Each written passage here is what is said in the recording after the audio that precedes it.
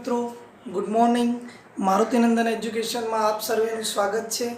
सामाजिक विज्ञानની અંદર एक सेकंड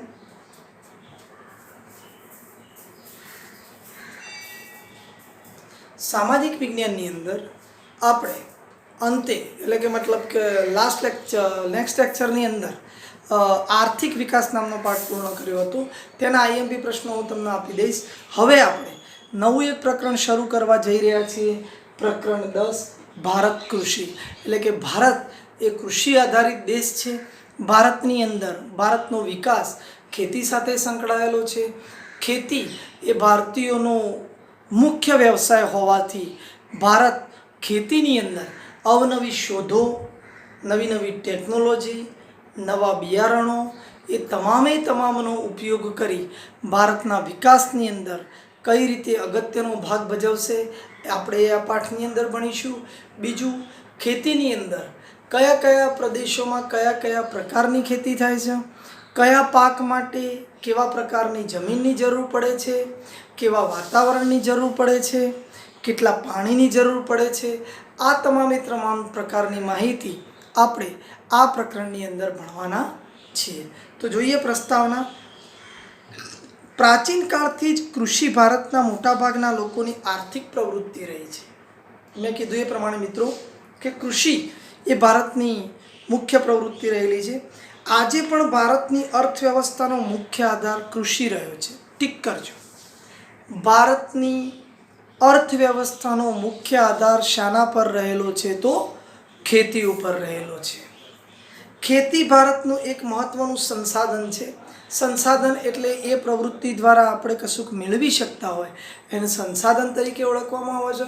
તો ખેતી દ્વારા આપણે આપણું જીવન નિર્વાહ તો ઠીક છે પણ સમગ્ર દેશની અર્થવ્યવસ્થા સાથે ખેતી જોડાયેલી છે। શ્રમ શક્તિના લગભગ 60% લોકો ખેતીના કાર્યની અંદર જોડાયેલા છે। એટલે કે 60% લોકો એ 100માંથી 60% લોકો માત્ર ને માત્ર ખેતી ઉપર આધારિત છે अथवा खेती साथे जोड़ायेला छे। भारतना लोकोने मात्र खोराक पूरो पाडवा उपरांत उद्योगों माटे विविध प्रकारनो काचो माल पण खेतीमांथी ज मळे छे। घणा बधा उद्योगों एवा छे मित्रों, दाखला तरीके कापड़ उद्योग आपणे कहीए तो कापड़ उद्योग सानी साथे जोड़ायेलो छे तो ए खेती साथे जोड़ायेलो छे। आवा घणा बधा उद्योगों ए खेती साथे जोड़ायेला छे। भारतना लोकोने मात्र खोराक पूरो पाडवा उपरांत उद्योगोनो काचो माल पण खेती द्वारा मळे छे। राष्ट्रीय उत्पादन में कृषि लगभग 12% जेटलो हिस्सो है। આપણું જે રાષ્ટ્રીય ઉત્પાદન થાય છે, સમગ્ર ભારતનું જે રાષ્ટ્રીય ઉત્પાદન થાય છે એની અંદર 22% જેટલો હિસ્સો એ શાનો છે? ખેતીનો છે। એ પણ મિત્રો તમારે અંડરલાઈન કરવાનું રહેશે। નિકાસમાં પણ ખેતી પાકો અને ખેત પેદાશોનો લગભગ 18% જેટલો હિસ્સો રહેલો છે। એટલે કે 100% વસ્તુઓની આપણા દેશમાંથી બીજા દેશની અંદર નિકાસ કરીએ છીએ તો એમાંથી 18% हिस्सो तो खेतीना जे पेदाशो छे ए पेदाशोनो बीजा देशनी अंदर करीए छीए, जेनाथी देशने दर वर्षे विदेशी हुंडियामण प्राप्त थाय छे। एटले के फॉरेन एक्सचेंजनी वात करेली छे मित्रों अहींया के फॉरेन करन्सीने भारतमां लाववा माटे खेती अगत्यनो भाग भजवे छे। केम के जे खेत पेदाशो छे ए खेत पेदाशो आपणा देशमांथी बीजा देशमां जोय छे અને બદલામાં ત્યાંથી આવતા નાણાં એ એમની કરન્સીની અંદર આવતા હોય છે। એટલે ફોરેન એક્સચેન્જનો સારો એવો લાભ આપણને મળી રહે છે। ભારતીય અર્થવ્યવસ્થા મુખ્યત્વે ખેતી ઉપર આધારિત છે। આમ ભારત એક કૃષિ પ્રધાન દેશ છે। આ 2 માર્ક્સનું કારણ પૂછાઈ શકે મિત્રો। ભારત એ કૃષિ પ્રધાન દેશ છે તો આપણે એની અંદર લખી શકીએ કે પ્રાચીન કાળથી જ કૃષિ એ ભારતના લોકોની આર્થિક પ્રવૃત્તિ રહેલી છે।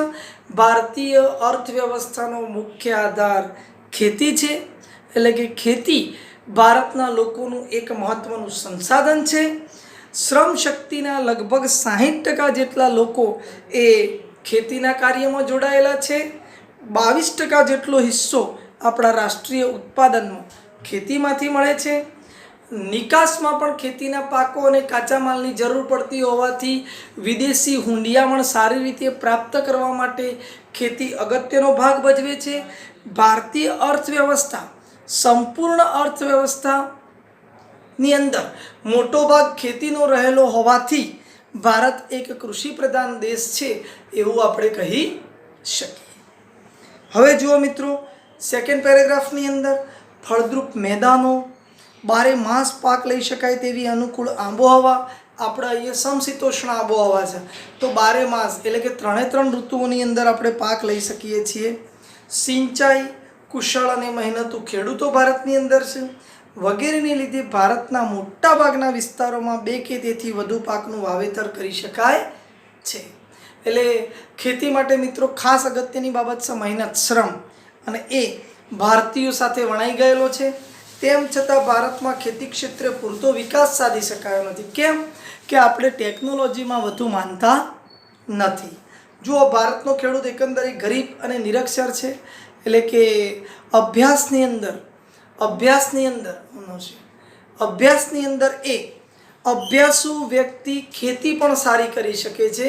નવી નવી ટેકનોલોજી, નવા નવા બિયારણો, આ બધા દરેક વસ્તુનો ઉપયોગ ખેડૂત સારી રીતે કરી શકે છે. પણ ભારતનો ખેડૂત એ ગરીબ છે અને કેવો છે? નિરક્ષર છે. સિંચાઈની અપૂરતી સગવડ. ભારતના ખૂણે ખૂણાની અંદર દરેક વ્યક્તિને, દરેક ખેડૂતને સિંચાઈની પૂરતી સગવડ મળતી નથી. અનિયમિત અને અનિશ્ચિત વરસાદની અનિશ્ચિતતા છે. આપણે જોઈ શકીએ છીએ કે આ વર્ષે અષાઢ મહિનાની અંદર બિલકુલ નહિવત વરસાદ આવ્યો છે, બરાબર, અને શ્રાવણ મહિનાની અંદર એ બી પાછલા 15 દિવસની અંદર વરસાદનું સારું એવું આગમન થયું. તો ખેડૂતોએ જે પાક વાવ્યા હતા, જે ઉનાળાની એન્ડિંગની અંદર અને ચોમાસાની શરૂઆતમાં, દાખલા તરીકે કપાસ, મગફળી, આ જે પાકોનું વાવેતર થયું હતું, એ પાકોને સિંચાઈનું પાણી પૂરતું ન મળતા અને સિંચાઈની સાથે સાથે વરસાદની અનિશ્ચિતતા રહેવાથી ઘણીવાર ખેતીના પાકો નિષ્ફળ પણ જતા હોય છે. તો જોઈએ, વધારે વસ્તી આ પણ એક ખેતી ઓછી થવાનું મુખ્ય કારણ છે, અથવા ખેતીની અંદર થયેલા પાક ન પહોંચી વળવાનું મુખ્ય કારણ છે. કુટુંબનું મોટું કદ. સંયુક્ત કુટુંબની અંદર મોટાભાગના ભારતીયો અને એમાં ખાસ કરીને ખેડૂતો વસવાટ કરતા હોય છે. નાના કદના ખેતરો.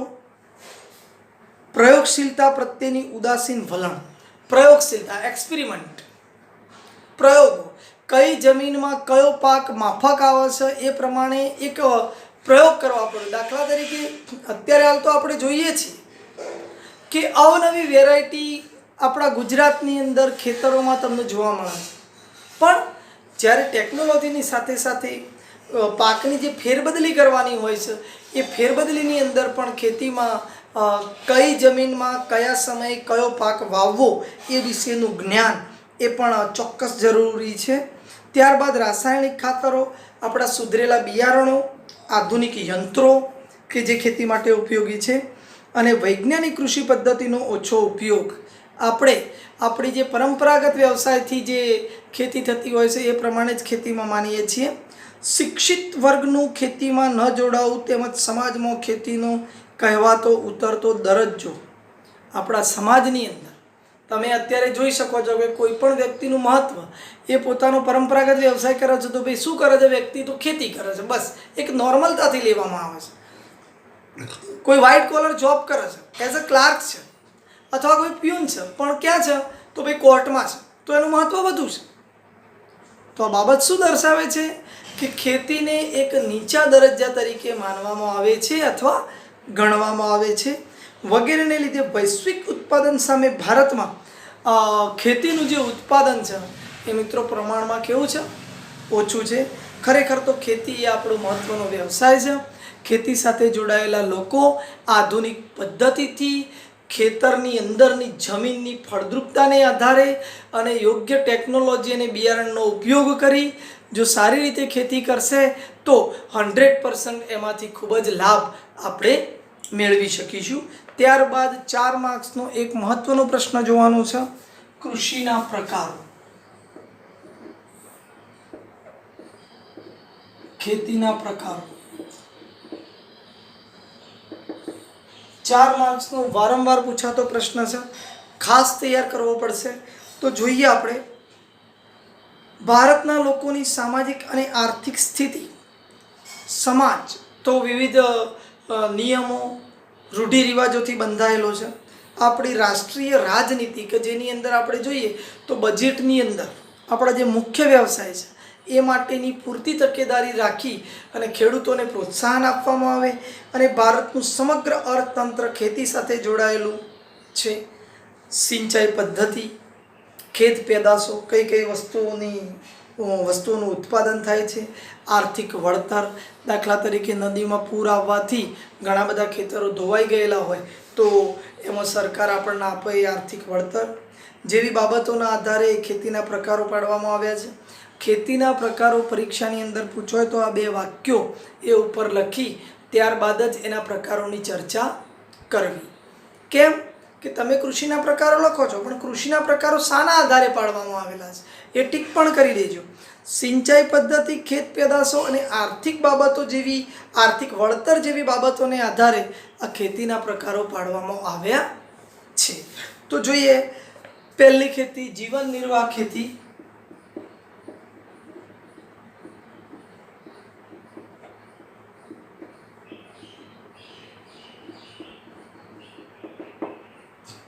જીવન નિર્વાહ ખેતી જોઈએ મિત્રો. આઝાદી પછી આયોજન પંચની અનેક ખેત વિકાસ યોજનાઓ અમલમાં મૂકવામાં આવી છે અથવા અમલમાં લાવવામાં આવી છે.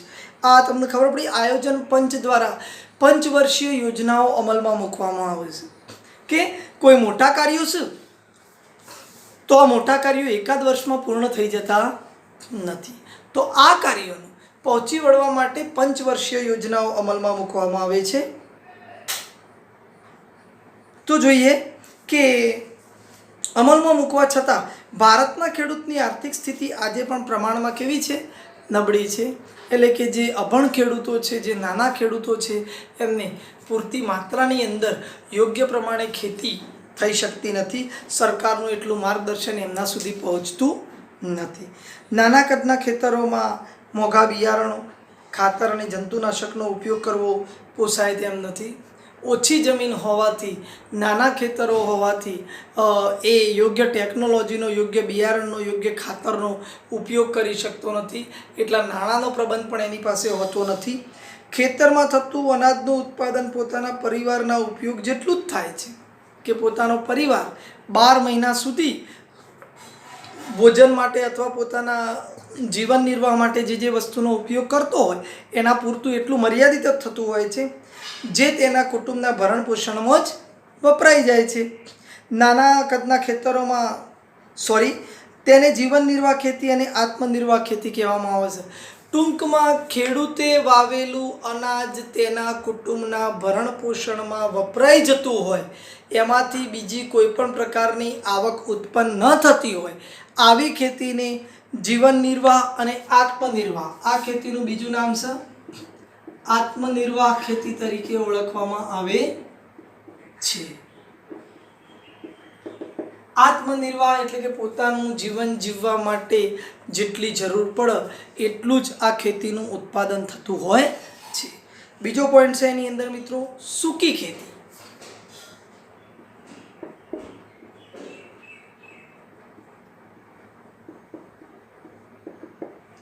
તો સૂકી ખેતીની અંદર જોઈએ વરસાદ ઓછો પડે છે, વરસાદ ખેંચાય છે. ઘણા બધા ક્ષેત્રો એવા છે આપણા ભારતની અંદર જ વાત કરીએ તો રણ પ્રદેશના વિસ્તારો છે, પહાડી વિસ્તારો છે કે જ્યાં આગળ વરસાદનું પ્રમાણ ઓછું હોય છે.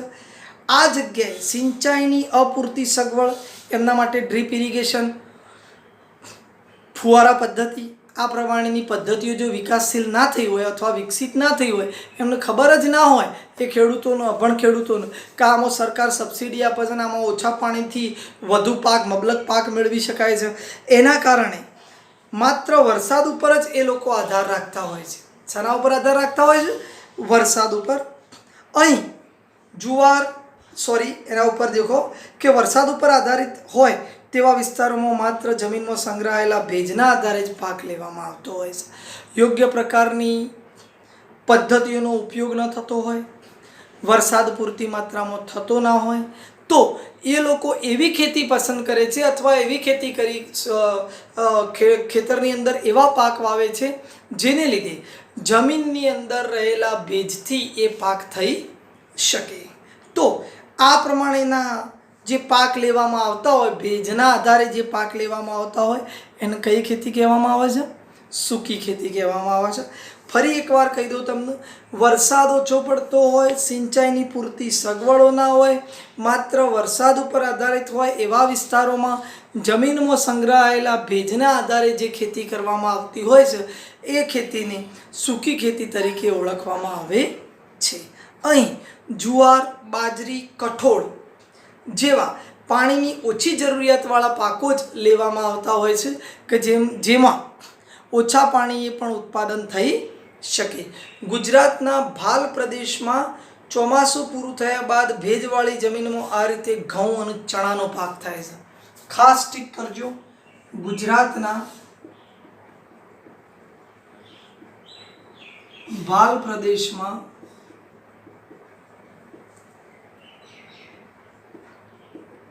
ભેજથી ઘઉં અને ચણાનો પાક લેવાય છે.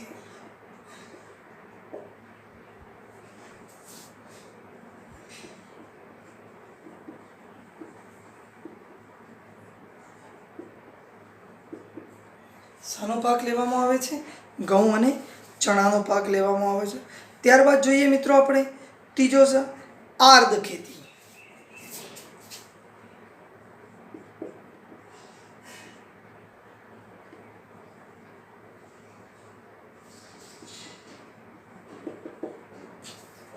ત્રીજો ટોપિક આવ્યો જ્યાં વરસાદનું પ્રમાણ વધુ છે. આપણે સૂકી ખેતીની અંદર જોયું કે જ્યાં વરસાદનું પ્રમાણ ઓછું છે એવા ક્ષેત્રોની અંદર જે જમીનની અંદર રહેલા ભેજને આધારે ખેતી થાય છે. એવી રીતે અહીં જ્યાં વરસાદનું પ્રમાણ વધુ છે અને સિંચાઈની સગવડ પણ વધુ છે તેવા વિસ્તારોમાં આર્દ ખેતી થાય છે. આર્દ એટલે કે ભીની ખેતી થાય છે. વરસાદ ન પડે કે ઓછો પડે ત્યારે સિંચાઈ દ્વારા વર્ષમાં એક કરતાં વધુ વખત પાક લેવામાં આવે છે. એટલે કે આર્દ ખેતી જ્યાં પાણીનું પ્રમાણ વધુ છે એવા વિસ્તારોમાં થાય છે. આવા વિસ્તારોની અંદર પાણીનું પ્રમાણ વધુ છે, જમીન એ પાણી પીધેલી જમીન છે, ભેજવાળી જમીન છે, આવી જમીનની અંદર આપણે જોઈએ તો ડાંગર, શેરડી, ઘઉં અને શાકભાજી આ તમામે તમામ પ્રકારની ખેતી આ આર્દ ખેતી જે જગ્યાએ થતી હોય એ જગ્યાએ થાય છે. ટૂંકમાં જે ખેતી માટે વધુ પાક મતલબ પાણીની જરૂર પડતી હોય એ ખેતીને આર્દ ખેતી, અને એ જે પાણી જે જગ્યાએ હોય એનું મબલક પ્રમાણ હોય એ જગ્યાએ આર્દ ખેતી થતી હોય છે. ત્યારબાદ ચોથો પ્રકાર છે સ્થળાંતરિત ખેતી.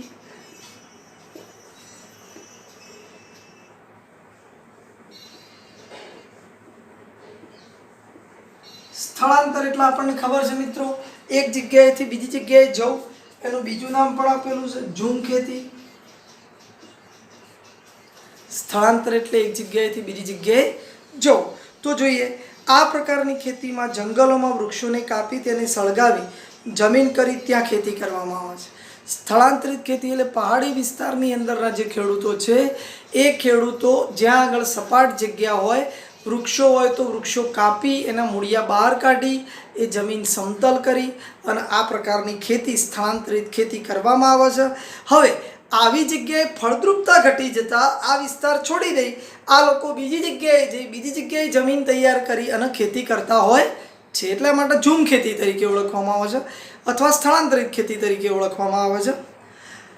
આ ખેતીમાં ધાન્ય પાક કે શાકભાજી ઉગાડાય છે. આ ખેતીમાં ઉત્પાદન ઘણું ઓછું હોય છે. કેમ કે પથ્થરિયાળ વિસ્તારની અંદર જમીનમાં જોઈએ એટલી ફળદ્રુપતા જોવા મળતી નથી, સારી ખેડ પણ થતી નથી, જેને લીધે એનું ઉત્પાદન પ્રમાણમાં જેમ આર્દ ખેતીની વાત કરી એ રીતે આનું ઉત્પાદન પ્રમાણમાં કેવું હોય છે? ઓછું હોય છે. ત્યારબાદ 5મા નંબરની ખેતી જે અત્યારે હાલ ગુજરાતની અંદર થવા લાગી છે, પહેલાં નથી થતી, બાગાયતી ખેતી.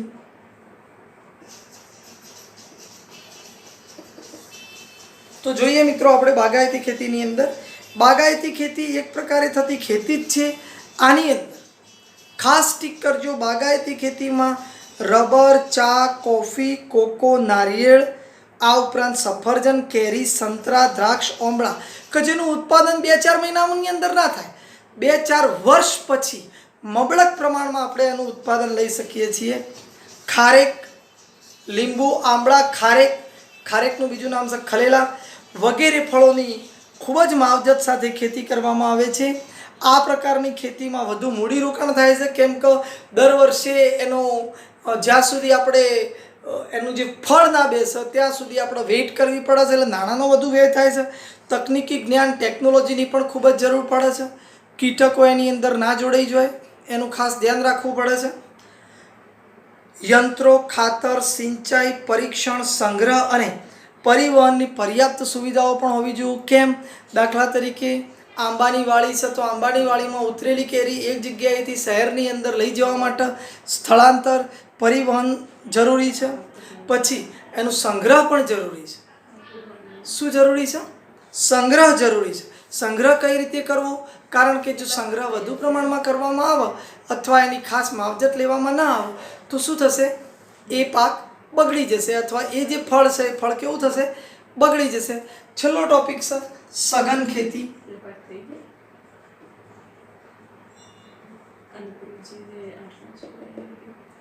જોઈએ આપણે સઘન ખેતી.